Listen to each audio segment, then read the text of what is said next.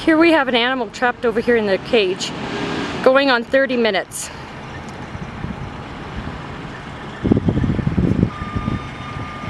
And over here, hang on a second, sorry people, is Smith Environmental sitting cozy and relaxed in their air-conditioned pickup trucks, while Prairie Dogs, at least 7 of them, are in traps in the back of their cabs in the blistering heat, smoldering, no towels, simply thrown in the back for the previous video.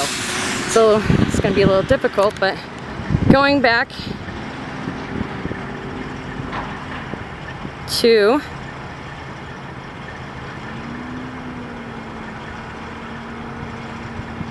the bird in the trap, Prairie Dog something.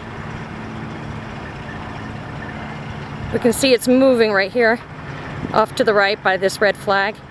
It's just in complete distress, and it's 97 degrees out here today, 20th of July, Southeast Light Rail, and this is what RTD is allowing to happen. And